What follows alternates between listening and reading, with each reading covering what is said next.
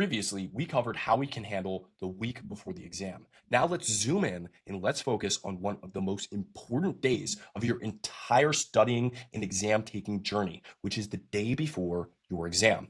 Let's talk about a few different topics here because this day is going to be filled with light, light, light, light, light. I want you to keep things light, keep things very, very simple. 30 to 90-minute review maximum. I don't want any practice exams. I don't want you straining your mind. I don't want any crazy practice questions. I don't want anything crazy. Let's keep this day smooth. So that day, we're going to keep things very, very light. Additionally, we're going to plan a little bit. We're going to plan out our meals for that day and for the next day for exam day.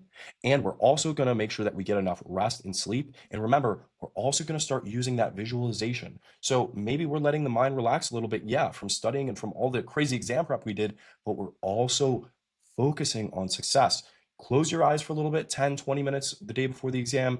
Do some meditation. You could use a guided meditation app, or you could just close your eyes and just think for yourself. And I want you to focus on what it's going to feel like when you pass that exam, when you click that next button or that done button or that submit button, and you're at the final portion of the exam, and that next screen pops up and it says your name, you've passed the exam. That's what I want you to think about when you're visualizing and when you're meditating. Additionally, I have two different scenarios I want to talk about here. The first scenario is if you're testing from your house, or if you're testing from your home, or you have your own testing environment. If you're testing from your home, make sure that you do these things. Prepare your ID, no matter if it's a government issued ID, driver's license, your passport, whatever the requirements are from your exam proctor, make sure that you have some sort of ID with you and right at your desk for when you're taking the exam. This is crucial because if you don't have ID, many times they can't let you take an exam unless they know that it's you. Additionally, in terms of login information, make sure you double check your login info. Try and log into your proctor, your exam website, certification website, whatever you're using. Make sure you test out your login information. Make sure it's working. That way you can make sure that you get everything reset or in order in the event that your login's not working.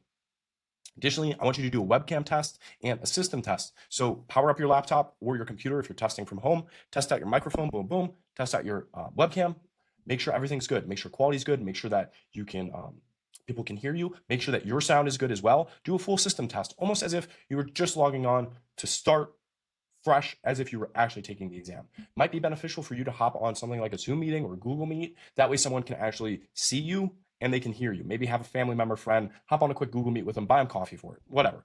Next up is testing in person. So if you're not testing at home and you're not doing a proctored remote test, this is where you're going to do testing in person. So this is if you're going to a real testing center. You're either going to do testing from home or testing in person. You can't do both, because you can't go to a testing center and still take your test from home. You've got two options for most exams. Most exams will let you do test from home or test in person. This scenario I'm going to talk about now is if you're testing at an exam center somewhere in person.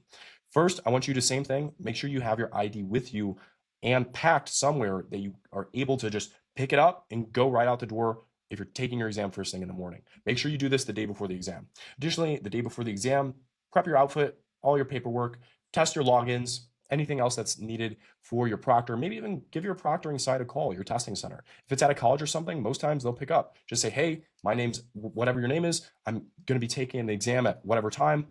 Am I booked for that slot? Are we all good to go? Simple 30-second call. It's going to save you a lot of trouble. So that's your final day before plan. Additionally, make sure all throughout the day you keep hydrated. Make sure you eat something that's good, something that's going to not disturb your stomach too much, something that's going to give you good energy for tomorrow. So make sure you eat good. And also, lastly, make sure you sleep well. I want you to get at least 7 hours of sleep. So if you need to turn it in early, turn it in early. If you need to power your phone down early, power your phone down, because your phone will interfere with your sleep. So just make sure that you do all the things that we laid out in this video, and it's going to prepare you for the next topic, which is exam day. I'm going to talk about that in the next video.